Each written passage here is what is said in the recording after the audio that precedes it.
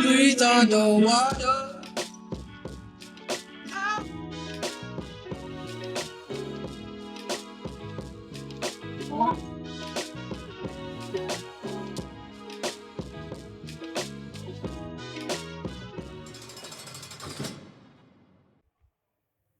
Y'all know what's going on. It's time for another episode of Doing Time with Joe. I'm your host, Joe Baker, and welcome to the show, y'all.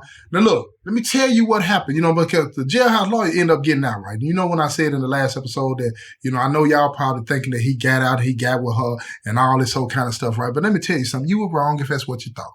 That is not what happened. This is what happened. When he got out, don't get it wrong now, but by the time he got out, she had already been out 6 months. And she went back to what she knows, tricking. You understand what I'm saying? She went back to tricking in the street. She done put the old crew back together. She done went and got the 2 girls that she had and the boy. Now, they all living together and they getting money. You know what I'm saying? Because they're trying to help folks. You feel what I'm saying? Get up out of the penitentiary. You feel what I'm saying? They got this money, they putting together, they saving it up. They haven't talked to a lawyer yet, but they're saving it up. So anyway, the jailhouse lawyer dude, he gets out. And he calls her up, because they stayed in contact and all this and that while he was waiting to get out, writing letters and all this whole kind of stuff. She was showing him, trying to make sure he understood how much she appreciated what he had done for her, because she's out. She's out. But what she didn't understand is that he had plans for some other things. You feel what I'm saying? But by him knowing that she was a prostitute, he's knowing she know people in the streets. And he had a secret. He was a freak. Oh, yeah. He liked it raw. But he didn't like women. He didn't like women. When he read, in the letter that she wrote, because he would ask questions about, what were they doing, how were they doing, and she told him the whole blueprint, how they had 2 young gals and a boy out there tricking that they was getting money. He locked in on the boy. So his whole time he been waiting to get out, he been trying to get to the boy. So she turns him on to the boy. And he can do whatever he want to do whenever he want to do it, right? And the boy's cool with that too, right? Because the whole point is to help folks.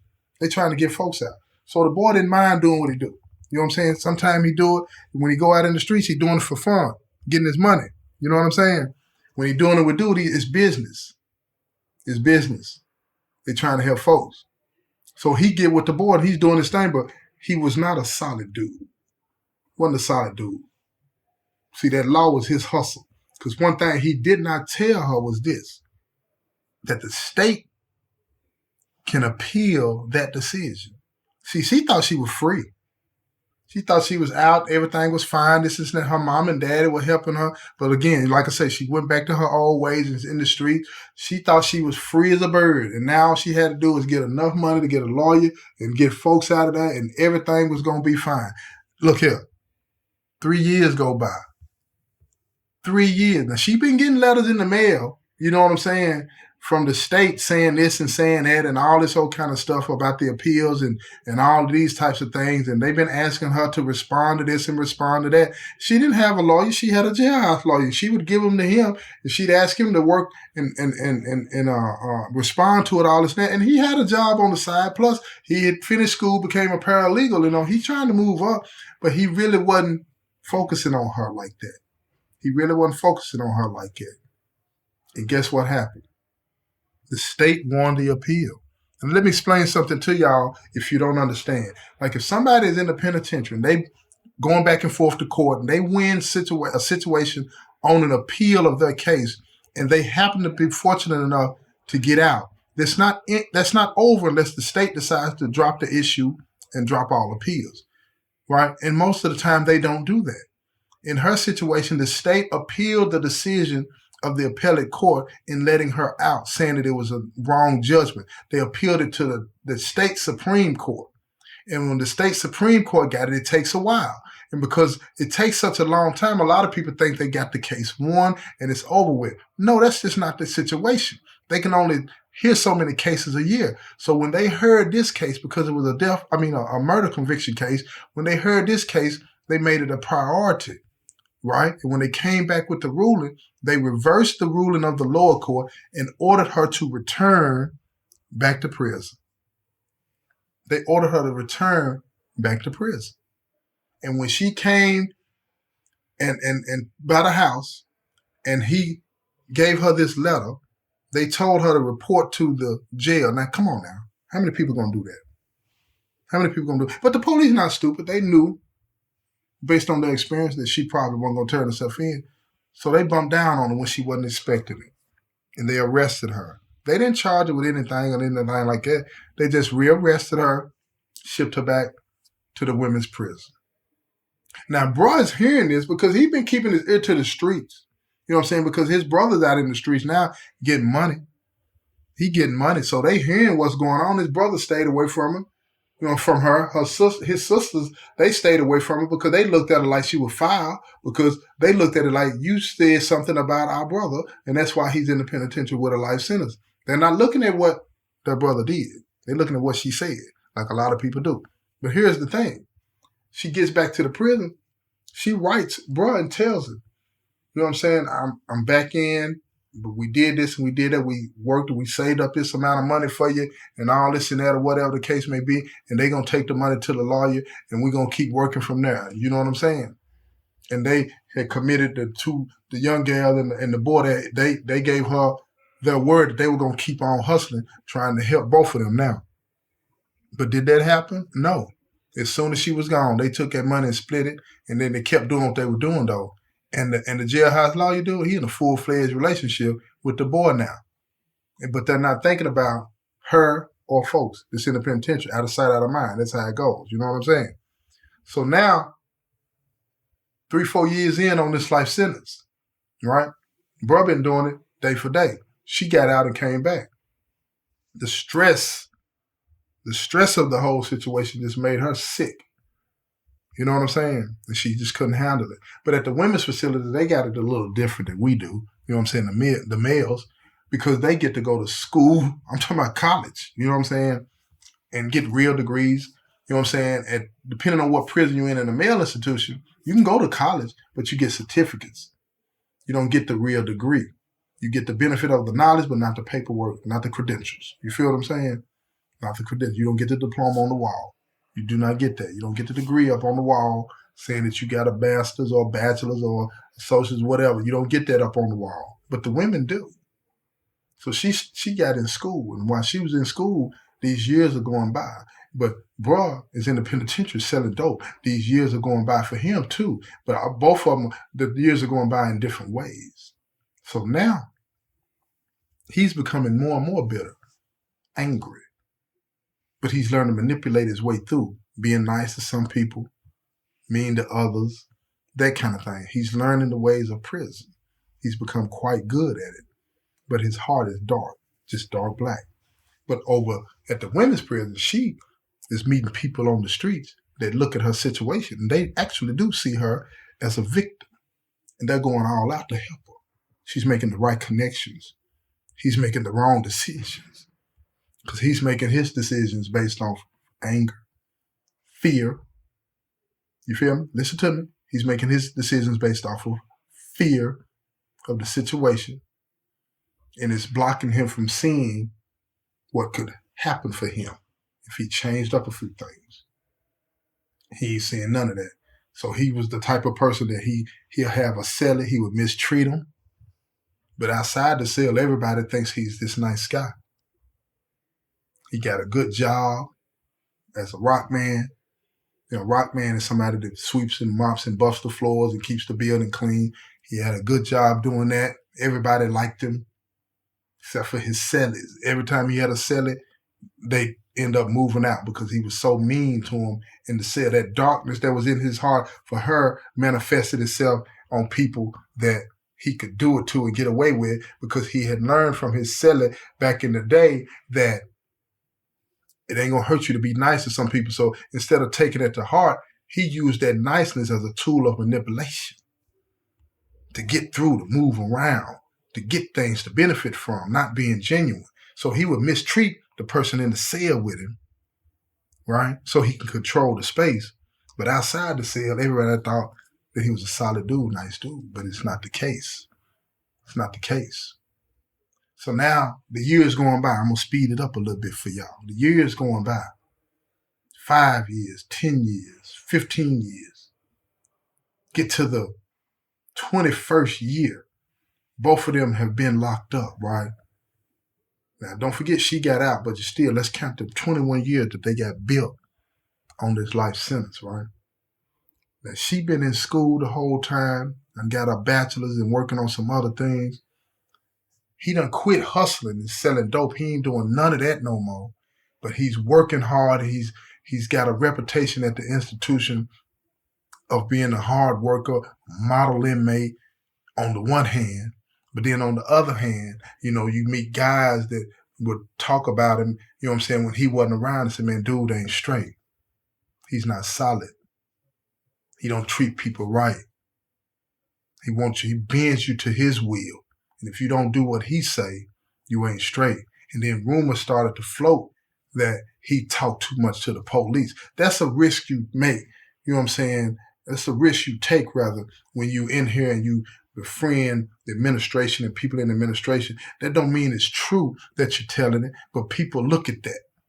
You see what I'm saying? So those rumors were floating around about him too. Never was proven one way or the other, but those rumors floated around his name. You understand?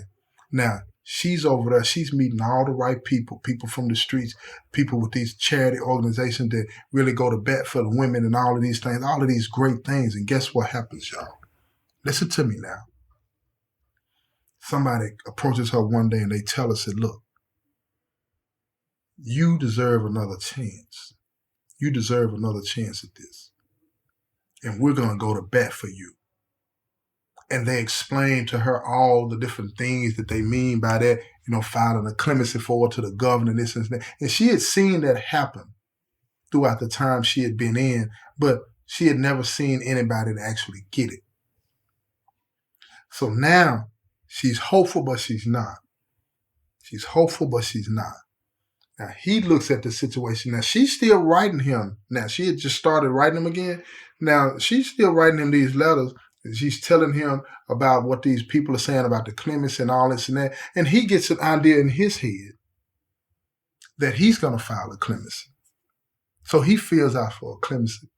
And it goes to the governor. It goes to the parole board. And it takes a long time before they get back at him. Now, they get the letter. He gets the letter in a week saying that we received the paperwork. After that, it took almost 9 months before he got another letter. Denied. They weren't even going to give him a hearing. So that made him even more angry. Then 3-4 months later, right around Christmas time, he gets a letter from her saying that she had been granted a clemency hearing with the parole board. And it pissed him off to no ends. But here's the thing.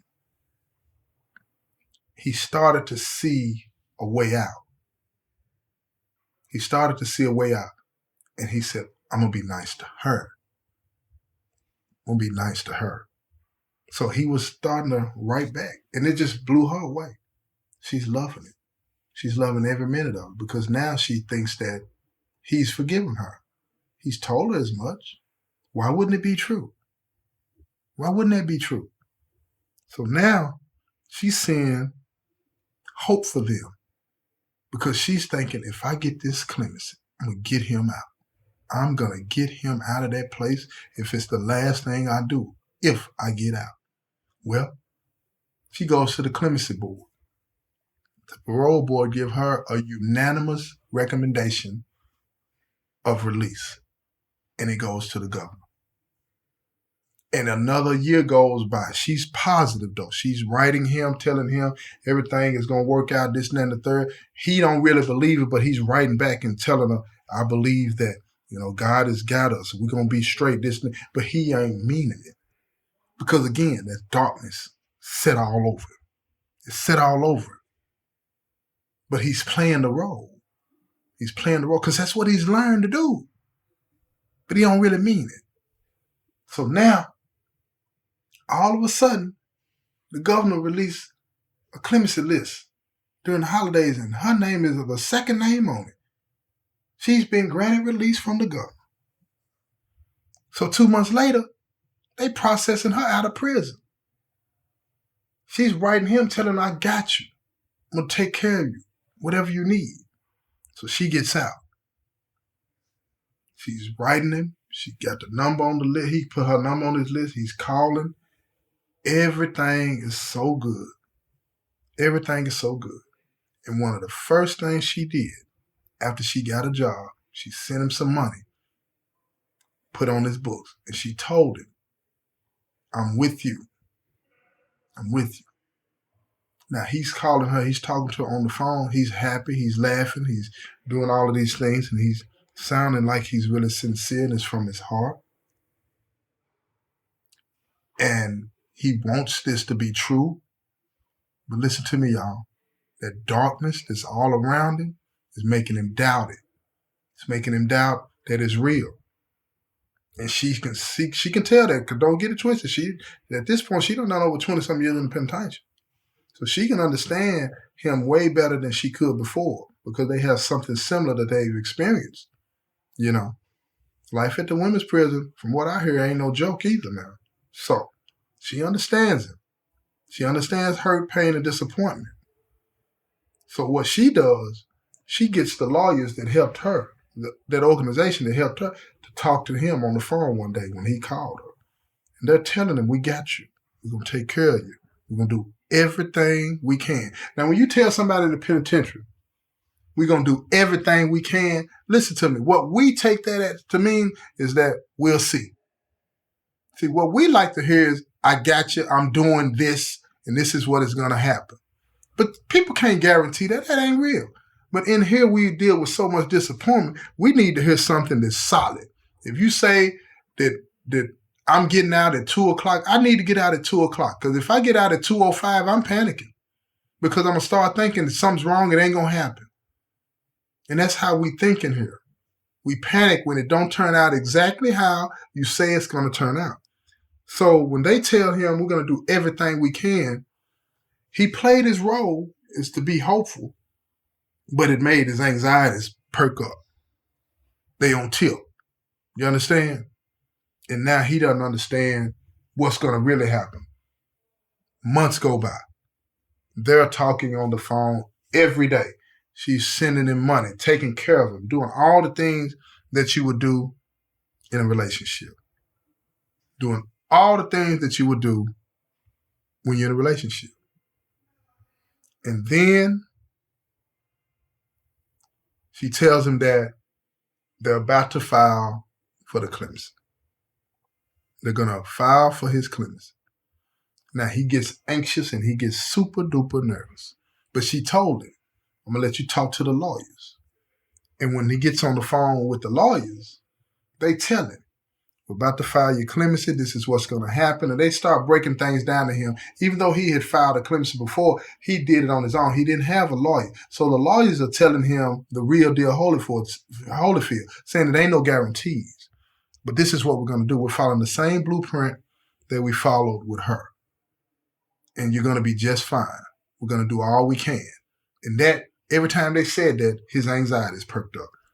His anxiety is perked up, and he did not really know how to respond, but he was saying the right thing, but in his heart, he didn't feel the right thing. So they filed the clemency. He got a letter, and the lawyer got a letter saying they have received it, and they're going to be processing the application. That's standard for anybody. If you want to know what happens with this clemency, tune into the next episode, y'all. Tune into the next episode. This has been another episode of Doing Time with Joe. I'm your host, Joe Baker, and I say peace, y'all. I've been trying to breathe on the water.